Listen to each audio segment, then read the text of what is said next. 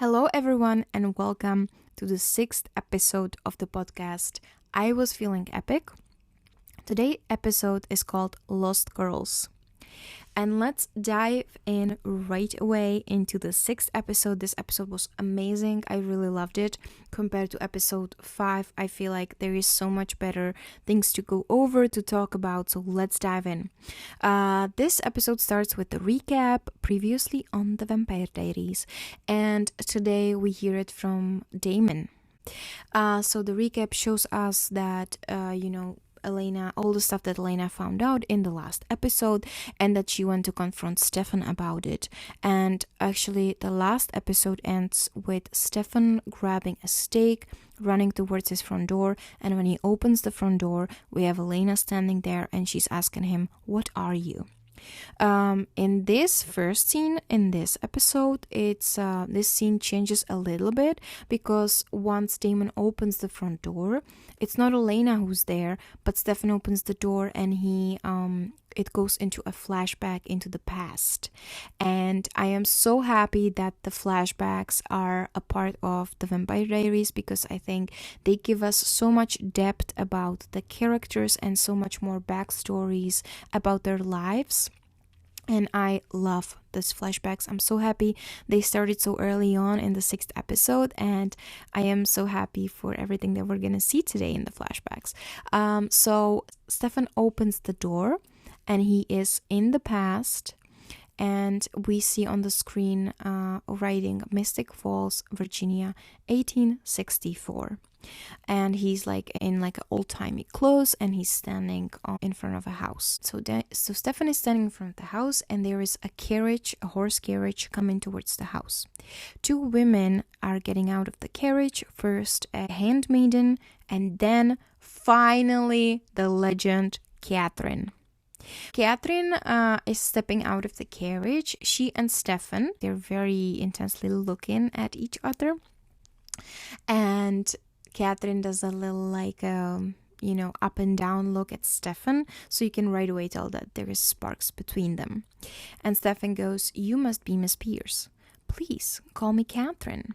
And then again we have this very long gaze from one to another. So they like each other.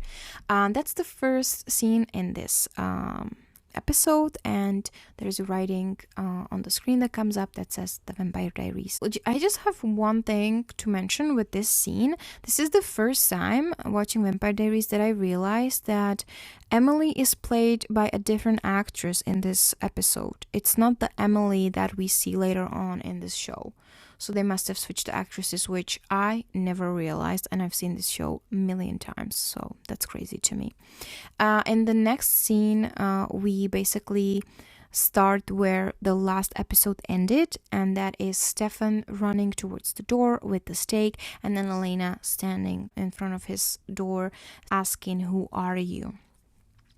And Stefan looks so sad in this scene. He looks so sad and hurt and just super sad. I just want to give him a hug. And he's looking at her for a little bit, and then with such a super hurt expression on his face, he does this little nod for himself, something like, "I knew this was gonna happen." And then he says, "You know." And Elena, "No, I don't." "Yes, you do, otherwise you wouldn't be here." And then Stefan slowly puts the stake away. Elena is watching him very closely the whole time. Then Elena says, "It's not possible, it can't be." And Stefan goes, "Everything you know and ever believe that you have is about to change. Are you ready for that? What are you?" And then Stefan pauses for drama effect, and he goes, "I'm a vampire." And Elena says, "I shouldn't have come." And then she starts running towards her car. But in this scene, I literally had goosebumps because of the way Stefan was so hurt. I think watching this scene so closely, it just made me realize how much he's going through, and literally gave me goosebumps. And I've seen this show a million times. It's unbelievable to me that I still can get these emotions from this. And I just want to mention that the acting performance of Nina and Paul throughout this whole episode is through the roof. It's amazing the way they play the emotions, the fear, the sadness. I love it. So Elena starts running towards her car, and Stefan, with his super vamp speed, jumps in front of her, which she's like, how did she do that? And then Stefan tells her, please don't be afraid of me, and she kind of yells at him to let her go. Stefan tells her, there's things that you have to know and understand. Elena again says, let me go, which he does, and then she goes into the car and drives away. And Stefan stands in the driveway and he looks so hurt and sad. It literally breaks my heart. This scene was super intense, and like I said, amazing acting performances from both of them. I can't believe that after watching this 100 times, I can still get these super strong emotions from watching this. Elena comes home. She doesn't really know what to do with herself. First thing she does is that she checks on Jeremy, which was super sweet to me. Like a sweet detail that she goes and checks on her brother. Then she goes to her room, but she's like, she can't really sit still. So she's pacing, breathing really deep, going back and forth. And then behind her, we can hear Stefan's voice that says, Elena. She is super scared and starts running towards the door, but Stefan is quicker and he slams the door kind of in front of her face, like slams it shut. Again, very intense scene, and let's cite this one. I would never hurt you. You're safe with me. All those animal attacks, those people who died? No, that was Damon. Damon? Yes, I don't drink human blood. That's not how I choose to survive. But Damon does. I'll explain everything to you, but I beg you, Elena, do not tell anybody. How can you ask me that? Because you knowing this is dangerous for so many reasons. You can hate me, but I need you to trust me. Just go. Just go, please. Go. If you mean me no harm, then you'll go. I never wanted this, Stefan says, and then he leaves. I have just one thing here. You never wanted this? I mean, you knew that you probably cannot hide this forever. So, I mean, it was inevitable. I hope I'm saying that right. But I mean, it was bound to happen, right? Well, I want to say one big spoiler, so whoever did not see the whole Vampire Diaries, please go forward in this episode. But, I get it. We learn later on that the doppelgangers are attracted to each other by a spell cast by the travelers. So I guess that would be the explanation as to why he says, I never wanted this, and he knew that all of this is going to happen, but he still had to know her because it was a spell, right? But again, in the 6th episode, the writers didn't know what was going to happen in 3 episodes later, let alone 5 seasons later. So that's just a little side note. Okay. So Stefan leaves, and right away Elena goes to close her window, which to me was a very sweet human reaction. Because we know if Stefan wanted to get in the house, he could do so by another 50 different ways. But of course, I would also go and shut the window just to feel better. And again, I just want to mention the performance. It was amazing. The way Elena plays her being so scared, the way she's breathing, if you really look at her face, the way she's blinking super fast, she's breathing really deep, and just the expression in her face, amazing. I love it. Next scene is the scene at the cemetery where Damon is feeding off of the people that Vicky Donovan was partying with, and he's basically filling up his strength because he was locked in the cellar. And then what was funny to me, even though it's a bit morbid, is that when he's done with one of the guys drinking his blood, he wipes his mouth into the guy's sleeve, which is really. Then Damon starts to move the bodies around, and he's putting alcohol on it, and he's planning to burn them. Then he finds a cell phone at one of the bodies, and he's calling Stefan.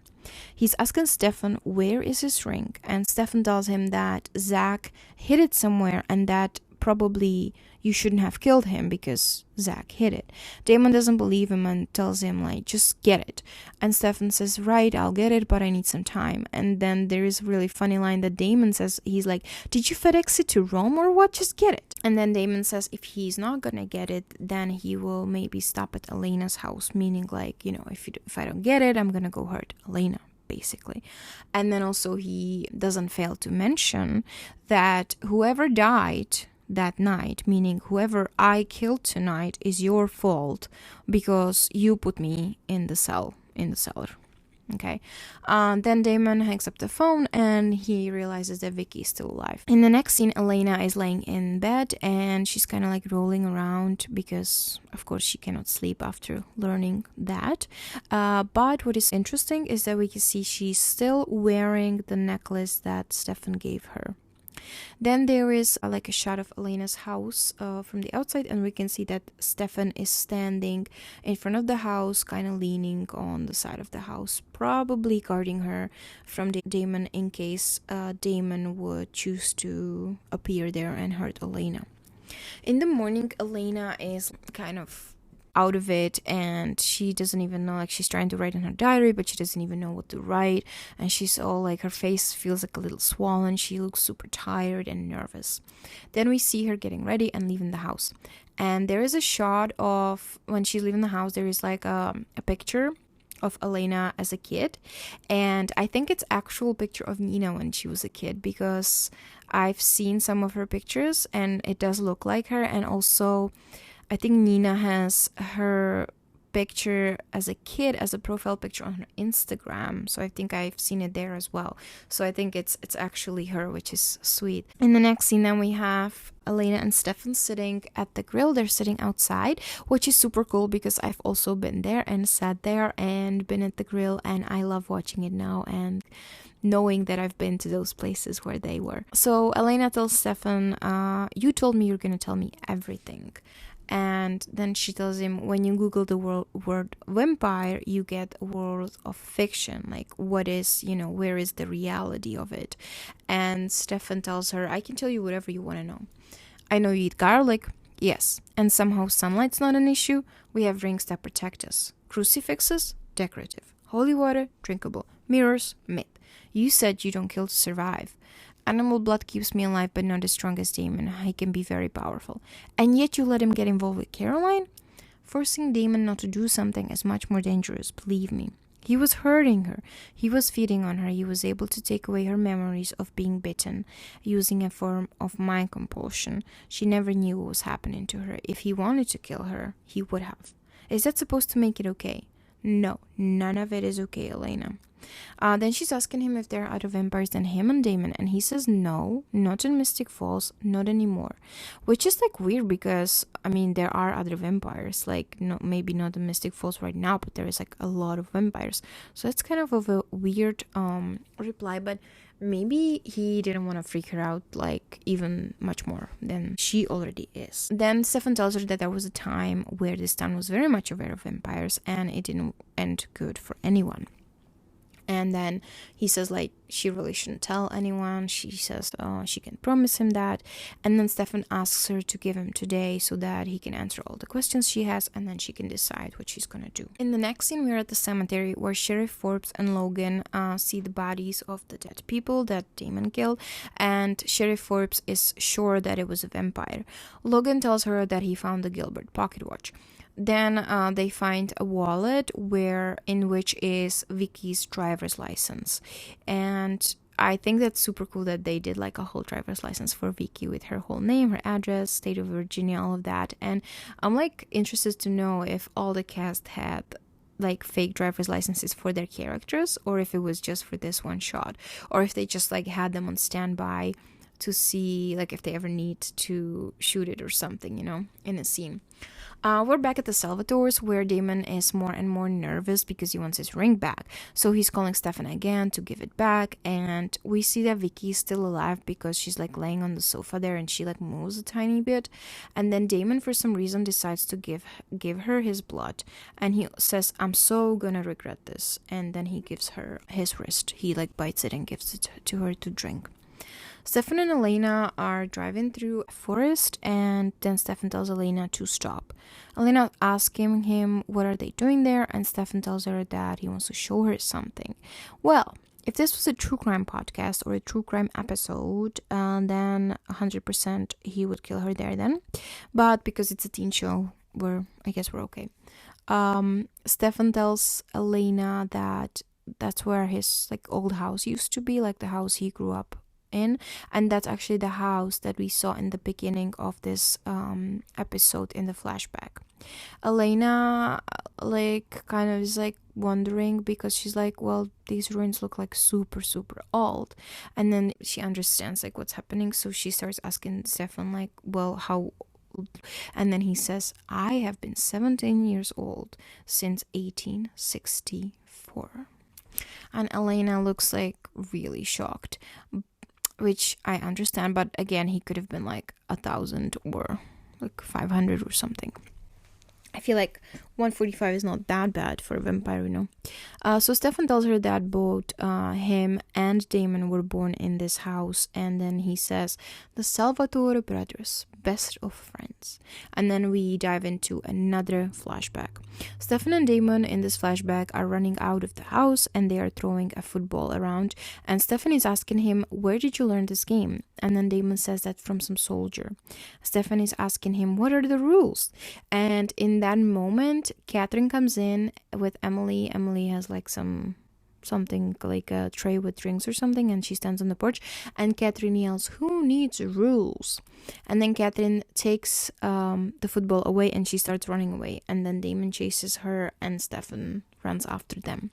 We are back in the present, and Elena is surprised that it's been so long since Stefan knew Catherine, and she says that Damon made it seem like it was yesterday. To which Stefan says, yeah, Damon saw me, you know, being happy with you, and he just wanted to ruin it. And Elena's like, why? Because you both loved some girl 145 years ago. And to which Stefan says a beautiful line, she wasn't just any girl. She wasn't just any girl. I love it. We're back in the flashback where Catherine and Stefan are running around in the garden, and then Damon appears, and we kind of gather that he I think deserted from the war, I want to say. Catherine is super excited, and she says, now I'll have both of you here to keep me entertained. First and foremost, I'll need someone to escort me to the Founders Ball. And then both Damon and Stefan at the same time say, with pleasure, I would be honored. To which Catherine says, the smart and kind Salvatore brothers both come into my rescue. How will I ever choose? And then Stefan in the present says, she chose me. And Elena, she understands what's happening, and she's like, you mean the first founders party where you signed the registry? And Elena says, so Damon was mad. I mean, because Catherine chose Stefan. And Stefan says, Damon doesn't get mad, he just gets even. We're back at the Salvatore mansion, and Vicky and Damon are sharing blood, and then 2 times Vicky says the blood was so good, which made me think that maybe there was some kind of a thought of the writers had that maybe the blood would do something to humans, maybe comparable to True Blood, because in True Blood, if a human has vampire blood, it gets them high. It's a good drug for them, makes them feel really good. It's not a good drug, it's just it makes them feel really good, and it's really powerful. So I was thinking maybe that was the idea, that they're gonna go ahead with that vampire blood would do something to humans, but I've never seen anything like that again in the Vampire Diaries, so maybe it didn't even mean anything, and I'm just, catching on straws. Then Stefan tells Elena that whatever Damon wants, Damon usually gets. And then Elena asks, so Damon stole Catherine from you, not the other way around? And Stefan tells her, turns out she wasn't ours to steal. We are back in another flashback where Stefan and Catherine are in bed together, and Stefan tells her he's gonna love her forever. Catherine, all of a sudden, her face changes into the vampire face, her teeth come out, the veins under her eyes, and she bites him. In the morning, Stefan wakes up and he remembers that, and he's afraid of her. He tells her to leave her alone and that her face was like a demon. Catherine has to actually compel Stefan for him to calm down. And then Catherine also tells Stefan that he has no idea what good future she planned for him and Damon. We are back at the present, and Stefan tells Elena that Catherine was compelling both of them, Damon and Stefan, so that they don't tell each other her secret, what she is. He then says, her plan didn't work out, but me and Damon are stuck together forever. Then Stefan takes out Damon's ring that was hidden under the ruins, and Elena tells him not to give it back to him. Stefan says he has to, because then if he doesn't, Damon would do only thing that would hurt him, which is to hurt Elena. Then we are at Mayor Lockwood's house, and there's Sheriff Forbes, and Mayor Lockwood is looking for something in one of his hidden or hiding spots, and he gets out a box. Logan brings in the Gilbert pocket watch. Mayor then takes the pocket watch and takes the inside out of the watch and puts this contraption he has in the box, puts it in the watch, and then he gives it back to Logan. And Logan is like, that's it? And he's like, yep. Next scene is Damon and Vicky. They are partying at Damon's house. They are dancing. And then we have this legendary scene of Damon, whose shirt is open. And then he jumps on this balcony and he does this little dance on the balcony. And it's all over TikTok and Instagram. Then Vicky and Damon dance together through the house until they get to Stefan's room, where they start just breaking everything that comes to their hands. Then Damon sees a picture of Catherine, and he kind of lingers on it for a little bit. Then Vicky and him are dancing a slow dance, or slow dancing, and Vicky is telling him how much her life sucks, and she's crying, and Damon tells her, I know how to help you, and she's like, yeah, how? And Damon says, death. And when he says death, he snaps her neck. And I think that Damon did that because he planned to kill her at the cemetery, which she survived. Also because because Stefan put him in the cellar, and I think the last drop into this was seeing Catherine's photo. So I think that's why he snapped and killed Vicky. Or it could have been on a whim. It's Damon, we don't know. Then we are back at the forest, where Sheriff tells Logan some kind of rules and regulations what they're gonna do, because they're apparently searching for vampires at night. Okay, I don't understand. And then Logan gets the compass, or the contraption that Mayor Lockwood gave him in the pocket watch, and Sheriff also gives him a gun with wooden bullets in it and a stake. Vicky shows up at Jeremy's house, and she's acting like a crazy person. She's just grabbing food out of the fridge and telling him not to talk so loud and stuff like that. Then we are back at the forest, where used to be Stefan's house. Elena asks Stefan if he ever compelled her. He said that he didn't, and actually the locket you have on you has vervain in it, which protects you from being compelled, and that he wanted to protect her from Damon, but also from himself. And he tells her you should never take that off, no matter what happens after today. I feel like in this scene, Stefan's eyes are a little bit red, just a tiny, tiny bit. And if that was done on purpose, I think it's great, because there is a really close-up scene of them talking, and Elena's eyes are so bright and very fresh, and his are tired and just a little red. So I like that little detail. We are back at Elena's house, where Vicky is going batshit crazy. Jeremy thinks that she's high on some super strong drugs, so he calls Matt, who comes over, and he's asking Jeremy what Vicky took, which he doesn't know. Matt goes to Vicky, asks her what's happening, and she says her jaw hurts and her gums hurt, and there's something in her gums and it hurts, and she's crying. Then all three of them see Logan on TV reporting about the dead bodies that were found in the cemetery, and Jeremy knows that that's where they were last night, so he's like, what happened after that? Matt wants to call the police, but Vicky's like, no, don't call the police, and Jer again asks her what happened after I left, and then Vicky gets mad and she pushes Jeremy across the whole room with super strength. Into this scene comes Elena and Stefan. Stefan, right aware, kind of quickly looks around, assesses the whatever's happening, and he kind of knows. And then he looks at Vicky, And he tells her, "You'll be okay."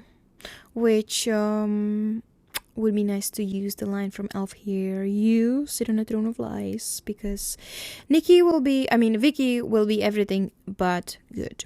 Anyways, Stefan sends Matt and Jeremy to take Vicky upstairs, shut the blinds, and that she'll be fine. And then he tells Elena that Vicky is in transition into a vampire, and then Damon must have gotten to her. Elena is asking him how is it gonna happen that she's gonna turn, and Stefan says that Vicky has to drink human blood.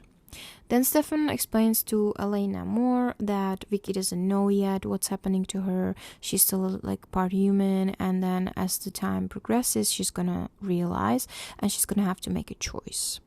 Which, it's a hard choice, because would you wanna die when you're 17, or would you wanna become a vampire? What would you do? I think I would want to be a vampire, but I would be so scared that I would hurt somebody. I don't know if I could, because I would be scared the blood will just overtake me, and I'll just be an asshole, and I'll eat everyone, and I don't think I could deal with killing someone by accident.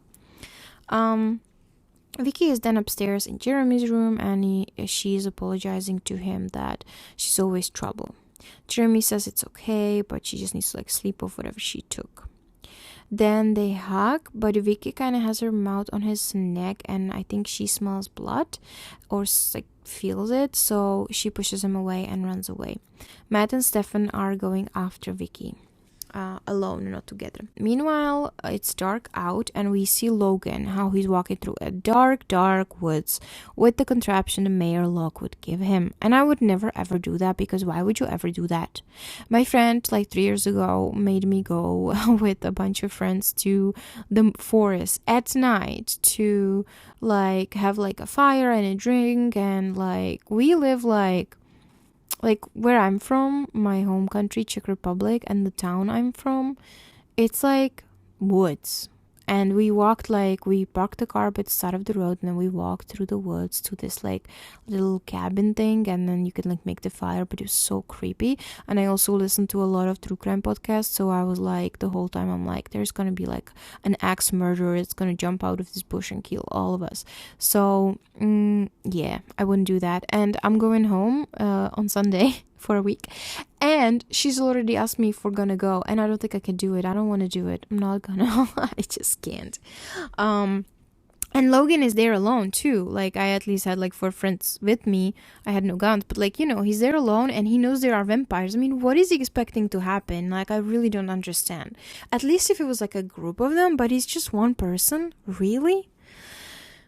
So then the compasting contraption starts spinning, so Logan calls up the sheriff, and she's coming towards Logan with another cop. At least sheriff has another cop with her, but it's also not great. It's just the 2 of them. At home, Jeremy is freaking out, and he wants to go find Vicky, but Elena tells him no, that Matt will let them know if anything happens, if he, if anything new is happening. Now we have Damon appearing at the door. Elena is sending Jeremy upstairs, and Damon understands that Elena already knows, because right away she's scared of Damon. Damon is coming inside of the house because, as he says, I was invited in, and he tells Elena that he's not gonna kill her right now because it doesn't fit into his plan. And then he's asking her, where is Stefan? Elena tells him that he's looking for Vicky, and she kind of says it in a way that Elena knows that Damon was the one who did this to Vicky. He tells her, don't judge me, Vicky's gonna thank me for that, to which Elena says, yeah? Did you thank Catherine? And I love that. I love how Elena is she's super scared, but she still has the balls to say that to Damon, even though she knows how impulsive he is, and that he killed people, and that he almost killed Caroline. I think most people would just be crying and be please don't kill me. And she's yeah, did you thank Catherine? I just love that for her. Damon kind of smiles a little bit, a little smirk, and he's leaned into Elena, and then he starts walking away from her, and he says, you got the whole life story, huh? I got enough. I doubt that. And then he's kind of walking away, and he says, tell my brother that I'm looking for him. And then he's almost out, but he pokes his head back in the door, and he says, tip for later, be careful who you invite into house. Like, okay, I bet you she's never gonna forget it now. Then Stefan finds Vicky sitting in the forest and she's crying. She says that she's starting to remember different things and the hospital and Stefan and Damon and everything, and that she knows she has to make a choice if she's gonna drink the blood or die. Then she's asking Stefan if her life will be better as a vampire, and Stefan doesn't say anything, but he kind of like puts his head down, which she understands as a no, your life is not gonna get better, which I think is very unfortunate. So Vicky starts crying even more, and then she tells him to take her home. Stefan gets up, and all of a sudden he gets shot, and it's Logan who shoots him. Then Logan walks towards Stefan. He gets the stake out and he wants to stake him, but right as he's about to do it, Damon appears and he bites Logan. Then he takes the bullet out of Stefan and sees that it's a wooden bullet, and he tells Stefan they know. Then he's taken his ring back from Stefan and he tells him a really beautiful sentence, brother to brother: if somebody's gonna kill you, it's gonna be me. Meanwhile, Vicky is kind of like lurking on Logan, and then she sneaks up to Logan and she drinks his blood. Stefan is kind of yelling at her, Vicky, no, but it's too late, and Vicky says, I'm sorry, and runs away from there. Damon laughs at that and he says, oops. And then Sheriff and the other cop later on find Logan dead, and they're looking for the pocket watch, but in the scene before we saw Damon taking it. We are back at Elena's house. She's sitting at like her front porch at night, like nothing is happening, which I don't understand, but okay. Stefan gets there and Elena can see that his shirt has like blood stain on it, but he tells her it's okay. Stefan tells her that he couldn't stop Vicky from feeding. And then Elena's like, well, what are we going to tell Jeremy, and what are we going to tell Matt, and what's going to happen? And Stefan says, we're going to think of something. And she's like, yeah, we're going to come up with like a lie. And then Elena tells Stefan that she can't be with him, that she will keep his secret about being a vampire, but that she just cannot be with him right now. And then Elena is going inside and Stefan's still like standing outside, like surprised, I guess. And Elena walks inside and there is a really cringy scene where Elena leans on the door and then she slides down like on the floor, but she's holding the doorknob in like a super weird way, and she's like holding it from the top and then she slides down, then she's like holding it like upward, and then she eventually does put the hand down, but it's just like super weird, and I don't understand why nobody from like the shooting crew kind of realized that like it looks stupid, but they didn't. And yeah, that scene could have been better. Like she could have just slid it down on the door without the hand thing and just start crying. I mean, I think most of us did that in their life before, but this was just super weird. I really like that when Stefan and Elena are on the porch, the song by Jason Walker, Down, is playing, and I think it's perfect. For me, when I hear this song, it's connected to the Vampire Diaries, which is most of first season songs. Like, once I hear them, it's like, that's the Vampire Diaries. I feel like Elena learned a lot in this episode, because this is the last scene of the episode, is Elena sitting on the floor. And we also learn that Damon has some like grand plan and he's not back just because. So that's an interesting thing. And we are introduced to flashbacks and we are introduced to Catherine, and I love Catherine, I always have. And so we get to learn a little bit about Catherine, that she's like feisty and she's just, you know, not afraid. And I just love this episode. This was a really good one compared to the last one. I really enjoyed watching this one and writing my notes to this. Anyways, thank you everybody for listening to this episode. I will now take about a 2-week break because, as I mentioned, I am going home for Christmas. I'm leaving on the 21st and I'm coming back on the 30th of December. I'll have like a full 7 days in my home, the Czech Republic, and I will get to spend it with my family, which I am so excited about. I've been home in January. I've been in Czech in January, but I haven't been there for Christmas for 10 years. So everybody is just like, I think, putting up their best decorations and everything. You're like, oh, you're coming, I'm gonna put up a tree this year. Like my friend Christina, she didn't have a tree for the past like 10 years, and this year she has a tree, so that makes me really happy. And my mom always has this like really funny tree. Like I swear to God, like 2 years ago it was basically a branch, and I was really laughing at her. I think last year she had a tree where like you would have the branches, and then for a long time nothing, and then there would be another set of branches. Like it was looked super funny. But this year she has like a prettier tree, and everybody's like baking and making decorations and everything, and I'm just so excited to be with them. I can't even sleep this week, how excited I am to be with my family, to see my grandmas and my friends and my mom and everybody. And so I will be taking a little bit of a break, but I will probably do another episode the first week of January, which will be episode 7. And I just want to wish you all the best, merriest, happiest Christmas. If you don't celebrate Christmas, happy holidays. And just, be with your loved ones. Tell them that you love them. If you have any fights going on or any kind of miscommunications and stuff like that, try to resolve it before the year ends, because we truly never know how much time we have left on this earth. And I think the worst regret is not being able to say something to someone you love before it's too late. And just tell them you love them. If you love them, then tell them. Spend time with them.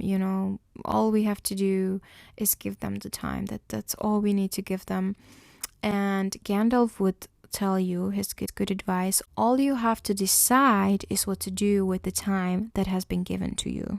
So please do that. Tell them you love them, spend as much time as you can with them, and have just the best and merriest Christmas, and watch a lot of Christmas movies, eat all the cookies, and just enjoy. And thank you so much for listening. Happy holidays, and I'll see you next time. I was feeling epic, whatever.